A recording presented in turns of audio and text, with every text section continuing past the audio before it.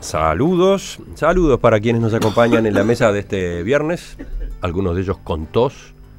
Se supone que el que está mal de la garganta acá soy yo. Sí, ya contagiaste. ¿Por qué estás tosiendo? El ruso me parece que tuvo algún problema con el agua, es por ahí, ¿no? Sí, tiene demasiada humedad. Bueno, iba a saludar a Ana Ribeiro, buen día. Buen día, Emiliano, buen día. Buen día, Juan. Buen día. Envidio lo de Roma. Lo de Dubái no,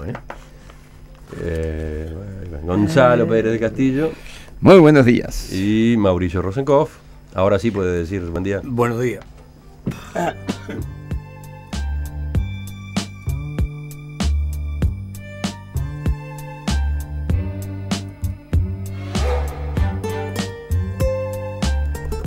Vamos a nuestro primer tema. Dentro de un rato largaremos la consigna del concurso de cuentos, pero en este instante nos metemos con la actualidad. En los últimos meses, cientos de miles de personas han intentado llegar hacia Europa con la esperanza de escapar de sus países de origen, donde la guerra, las acciones de grupos terroristas y la hambruna amenazan sus vidas y las de sus familias. La mayor parte de estas personas provienen de Siria, Libia, Irak y Afganistán y buscan instalarse en países como Alemania, Grecia, Italia o España. Se trata ya a esta altura del movimiento migratorio más numeroso que se ha producido en Europa desde la Segunda Guerra Mundial. No es una situación nueva, de hecho ya han muerto más de 2.000 personas solo este año, como consecuencia del naufragio de los barcos y los botes en los que algunos intentan cruzar el mar Mediterráneo. Pero claro, en los últimos días el tema ha tenido una visibilidad todavía mayor y anteayer provocó una gran conmoción la divulgación de una foto en la que un niño sirio de apenas 3 años yace muerto sobre una playa de Turquía. Su nombre era Aylan Kurdi. Se ahogó junto a otras 11 personas, incluidos su hermano de 5 años y su madre, en el naufragio de 2 embarcaciones que intentaban llegar a la isla griega de Kos desde la ciudad turca de Bodrum, una de las vías marítimas más cortas entre Turquía y Europa. Varios de ustedes querían comentar este tema. ¿Quién empieza? ¿Tú? Bueno. Mauricio, ¿tú, Gonzalo? Yo recordaba en algún momento las palabras del Papa Francisco, creo que con motivo del aniversario del genocidio armenio, cuando fueron los patriarcas al Vaticano. Y era una afirmación que viniendo de él hacía que se te dilataran las pupilas. Y era que estamos viviendo en la Tercera Guerra Mundial. Digamos, no tenemos una noción clara, salvo ese impacto de esta foto que ha circulado, de lo que está pasando en el Mediterráneo, que se ha convertido en un gran cementerio, pero hace años. No tenemos idea de lo que significa para los países donde opera Boko Haram que estén robando en un colegio cristiano 200 niñas, que reaparezcan algunas, y no tenemos idea de las barbaridades que hace ISIS, porque a esta altura ya parecería como si uno viera pornografía, degollados, incendiados, destruyendo, persiguiendo comunidades cristianas. Y después esa guerra de Siria, una guerra civil en Siria que dura cerca de 4 años. Ya no tienen para dónde ir. Buscar un responsable en todo, bueno, no es fácil, porque yo lo primero que pienso es que hace 20 años Estados Unidos nos iluminaba la pantalla como si fuera un juego de artificio los cohetes que caían sobre Irak. Bueno, hoy Irak no tiene gobierno Liria. Siria está en medio de una guerra civil. Ahora son miles y miles y miles. Ya hay 1 millón de sirios en Líbano, 1 millón de sirios en Jordania. Erdogan dice que hay 2 millones de sirios en Turquía. Están buscando aire.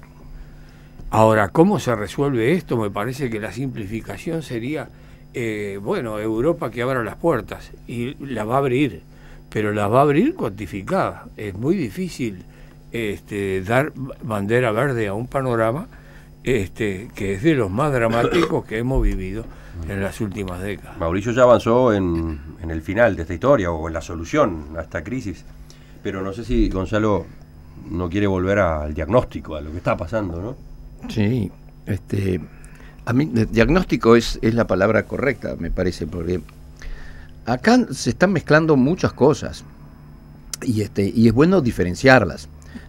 Hay una emigración que es ordenada y es voluntaria y con el acuerdo de las partes y que ha marcado la historia de la humanidad, lo sabemos nosotros los latinoamericanos desde siempre, y es positiva y es muy buena y sigue sucediendo en el día de hoy, masivamente.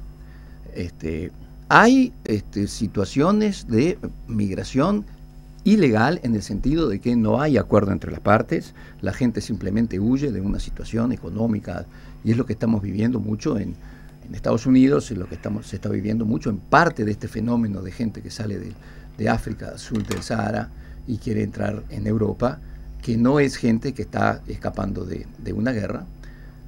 Y después está el fenómeno atroz que señalaba Mauricio, que se viene a agregar a todo esto, que es que el Medio Oriente se ha convertido en un campo de batalla y esa gente migra también, pero esa gente no son emigrantes en realidad, esa gente son refugiados, esa gente tiene estatus formal o no, pero debería tenerlo de refugiado. Esa gente no es muy importante esa diferenciación entre refugiados y inmigrantes, ¿no? Porque tú al refugiado es un tema absolutamente humanitario, tenés la obligación de acogerlo en un campo y darle las condiciones mínimas esenciales para su vida, la protección de su vida, su alimentación básica, la de los niños, incluso salud y educación, si hay muchos niños y si el campamento dura mucho tiempo.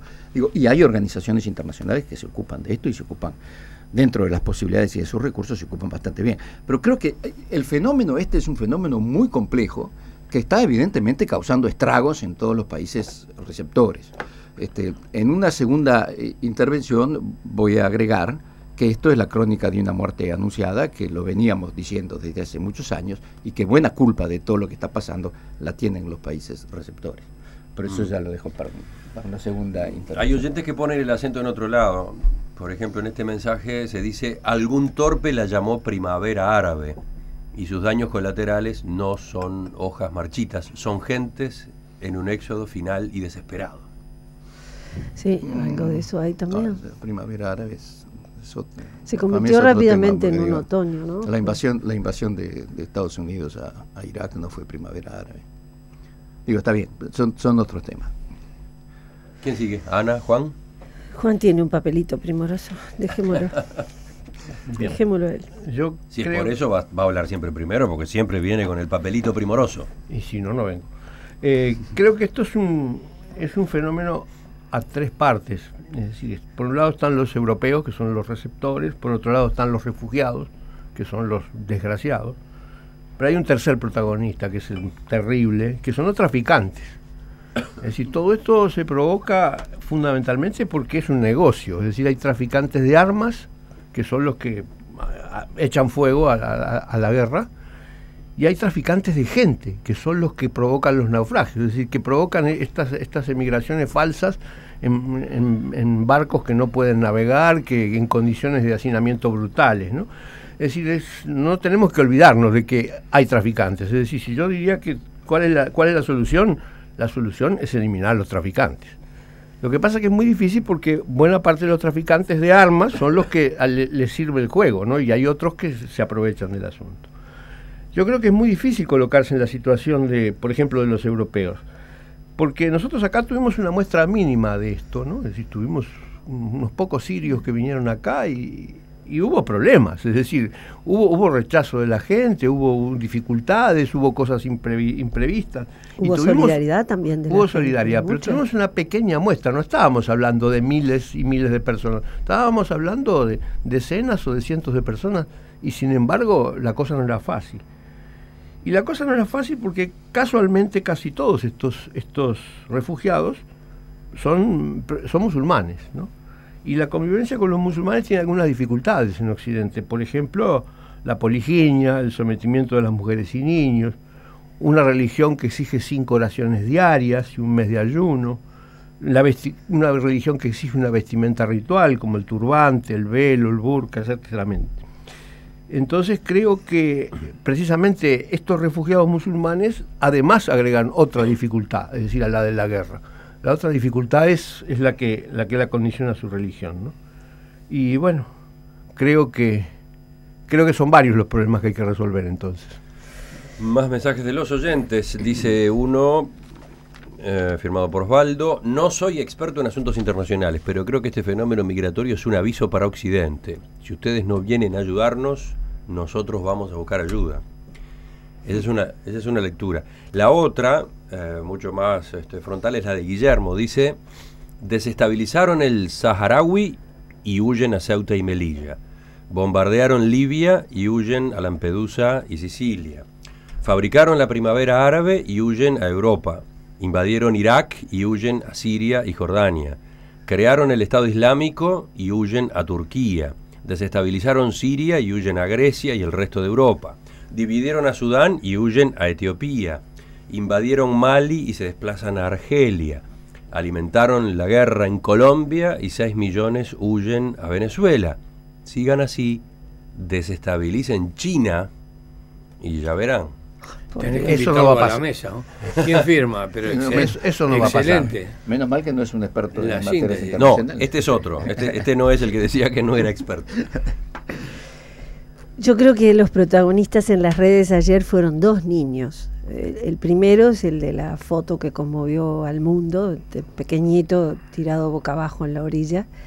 Se mostraron 2 fotos, esa fue tan brutal que recibió una especie de censura voluntaria de la gente que se negó a reproducirla, en eso que en comunicación nosotros llamamos decodificación aberrante. Se quiso mostrar la foto para crear sensibilidad y la sensibilidad fue tan a flor de piel y en carne viva que la gente rechazó ver la foto, ¿no? Tuvo una especie de censura inmediata y se viralizó más la segunda, en donde el niño se ve menos y se ve en el momento en que un oficial con guantes lo recoge. En la primera el chiquito está tirado en la arena, simplemente terrible, al borde del mar, ¿no? Terrible. Pero el segundo niño protagonista ayer fue un niño huérfano, ya refugiado, que es entrevistado por las cámaras de televisión, un niño sirio de unos 8, 9, quizás 10 años, muy lúcido, muy inteligente, hablaba como un adulto, una especie de madurez adquirida con gran rapidez en medio del dolor, y él dijo: ustedes nos rechazan, la policía en donde vamos no nos quieren, y la solución es muy fácil, nosotros no queremos venir, venimos porque huimos de donde estamos, arreglen el problema en Siria y nosotros dejamos de venir. Fue absolutamente viral y tiene que ver con todo lo que han dicho mis compañeros de mesa, que con todos coincido y ha sido un análisis muy, muy claro y muy inteligente, al que habría que hacerle una especie de síntesis diciendo: los múltiples problemas que tenemos tienen solución política. Ahí el niño acaba de decir una cosa tan simple que rompe los ojos. Bueno, solucionen la cosa en su lugar. Luego, ¿cómo solucionamos una cosa que va con la identidad occidental y cristiana, que es la piedad? La gente quiere, mucha gente quiere recibirlos, mucha otra tiene miedo. Hace 10, 15 años atrás el problema en Europa ya se veía, no con esta contundencia, pero se veía. Yo sigo teniendo amigos que preparan pequeños grupos, ni siquiera son ONG, son grupos de voluntarios, la mayoría jubilados españoles, que preparan paquetes de ropa y de comida, y cuando llega la época de los desembarcos, dicen ellos, van a la costa y van dejando escondidos paquetes de cosas, y la explicación que te dan es: pues para los negritos, cuando llegan, porque saben la época en que llegan, cuando baja la temperatura, mejor dicho, sube la temperatura, etcétera. ¿Qué hacemos con la piedad cristiana? Porque hay una cuestión civilizatoria de fondo. Occidente no puede negar sus propios presupuestos filosóficos y decir no a esto, pero si abre la puerta, la luz la sepulta. Mauricio, volvemos contigo. Es muy difícil pensar una respuesta, sobre todo si pensamos una respuesta que los países de Europa, los países occidentales tienen que intervenir otra vez para hacer más vivible toda esa zona. Pienso que la responsabilidad en primer lugar está en los países de esas zonas, ¿no? Las pantallas justo sí, mostraban nos estamos mirando. No, se la pantalla porque en la pantalla Brian acaba de poner, en nuestra emisión en video en vivo, acaba de poner el archivo con ese niño sirio hablando y haciendo su alegato. Unas condiciones comunicacionales sorprendentes. Además, no se puede... Es muy difícil tener una opinión acabada y uno lo que tiene es un gran descrédito de cómo está entre la polución y el cambio climático y el crecimiento poblacional y lo que está pasando en esa zona. Es muy difícil tener una receta. De pronto uno simplifica y dice, no, abren las puertas en Europa. Bueno, Europa abrió las puertas en otros momentos. Después de la Segunda Guerra, Alemania no podía levantar un ladrillo porque no tenía hombres. Entonces trajeron turcos. Digamos, la presencia muy fuerte de los turcos se debe a la posguerra de la Segunda Guerra Mundial. Tal vez por eso tantos musulmanes de Siria y de esos países quieran llegar a Alemania, donde hay algo más consolidado, no lo sé. Pero Europa, vos estás viendo que además tiene sus propios problemas. No podemos dar una opinión de cómo... Rajoy le dijo a Merkel que tienen 4,5 millones de desocupados. Es decir, ¿qué significa abrir una cuota mayor para la inmigración? Eso es lo que dicen. Grecia estaba que se quedaba en la Comunidad Europea, que salía de la Comunidad Europea, que volvía al dracma y que dejaba el euro, y ahora está recibiendo una masa de gente que no tienen respuesta, no saben qué hacer.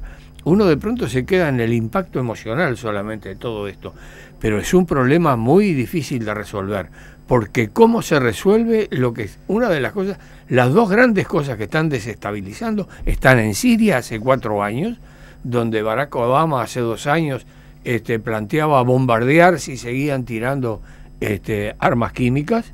Rusia intervino porque además tiene una salida en un puerto que es vital para Rusia, sigue la guerra civil. Se bombardean ciudades enteras, bombardeadas, digamos. Lo que han hecho en Palmira, lo único saludable que tiene es que no hay población, que no está habitado. Y después las atrocidades y la concepción atroz que tiene este califato islámico, que no sabe, que puede llegar a cualquier lado. Y lo último que te digo, también los europeos están preocupados porque cientos de europeos con nacionalidad europea son los que están nutriendo al califato árabe. La pregunta es, ¿quién creó el Estado Islámico, no? Es muy fácil. Yo creo que este problema yo lo veo así. Un problema es la guerra del Medio Oriente y otro problema son las drogas. Los dos tienen la misma solución pero opuesta. Las drogas están prohibidas y la venta de armas está permitida. Y lo que hay que hacer es exactamente al revés, permitir las drogas y prohibir la venta de armas. Es decir, es así de simple. Lo que pasa es que hay algunas dificultades para hacer cualquiera de las dos cosas. Pero la solución es muy simple. No, le preguntaba quién creó el Estado Islámico porque en alguno de los mensajes que hemos estado recibiendo, claro, aparece la teoría conspirativa, ¿no? Sí, pero él decía una cosa muy interesante también sobre China. Porque a todo esto hay algunos factores políticos que no hay que olvidar. Detrás de esa guerra civil espantosa en Siria, ¿quiénes son los estados que han protegido a ese gobierno sirio que estuvo muy criticado, muy interdicto, muy amenazado, que ha hecho atrocidades en nombre del Estado y de la ley correcta, porque la ley y el Estado soy yo? Y si no son Rusia y China. Y China, acaba de hacer un desfile escalofriante de recursos, ¿no? Recursos militares allí. De armas, precisamente. De armas. Miren, esto soy yo y tengo este poderío enorme. Hasta ahora fabricaban copias de todo, de buena o mala calidad, y eran muy productivos y tenían una transformación económica. A mí ese desfile militar me heló la sangre. Entonces, está complicado todo el panorama político. ¿Cómo se estabilizan esos múltiples infiernos que se han abierto? Bueno, creo que se han tocado varios puntos y todos ellos válidos. Yo podría estar de acuerdo con lo que se dijo, haciendo algunas salvedades, ¿no? Me parece con respecto a lo que dice Juan de los musulmanes, es que sí, sin duda, la mezcla de estas razas y tradiciones genera problemas.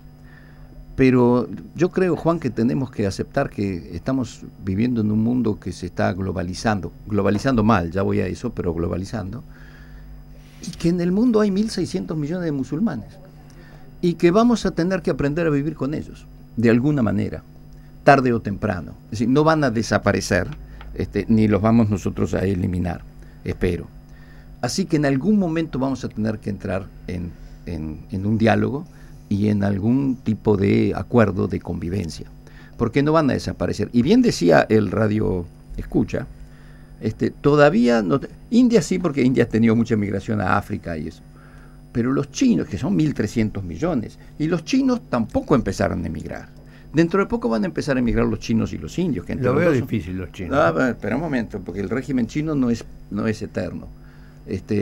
Esperar que empiecen a salir esos y vas a ver. Digo, vamos a vivir en un mundo, lamentablemente. Bueno, hay oyentes que preguntan qué pasa con la solidaridad de Asia. ¿Por qué no viene ayuda desde allí, no? Bueno, el tema, ahí voy a mi punto fundamental. A mí me parece que lo que ha fallado aquí ha sido la cooperación internacional.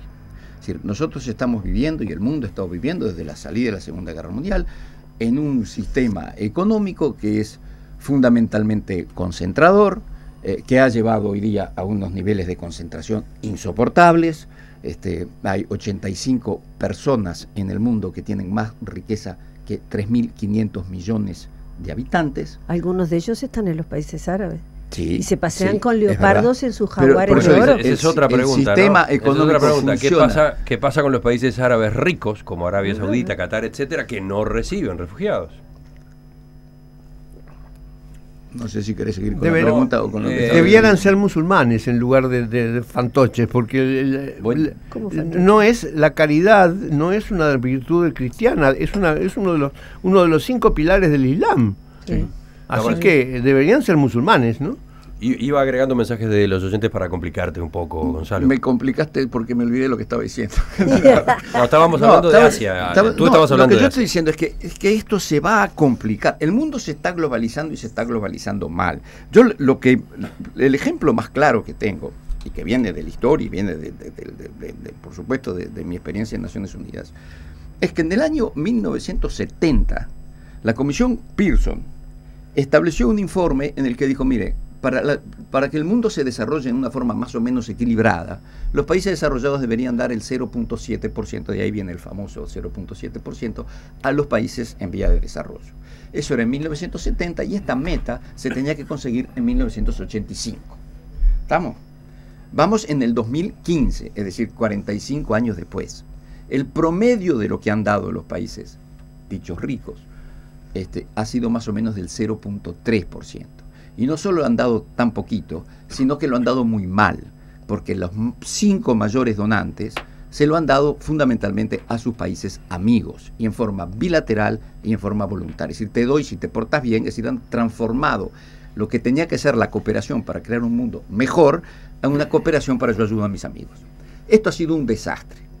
Lo que estamos viviendo en el mundo de hoy es que hay zonas que han quedado en un estado de pobreza tal de que este fenómeno, porque en la globalización de hoy los capitales fluyen libremente, los bienes y servicios fluyen reguladamente, pero los seres humanos nos tenemos que quedar quietos donde estamos. Eso no funciona. Eso no funciona. Entonces, este tema es muy grande. Está el tema de la guerra, está el tema del terror, está todo eso. Pero también está el tema de un sistema de globalización que no está respondiendo a las realidades del mundo de hoy. Y vamos a tener que vivir con toda esta gente, Juan. Tarde o temprano, nos vamos a tener que acostumbrar. Y ellos van a tener que cambiar también. Sí, por supuesto que sí.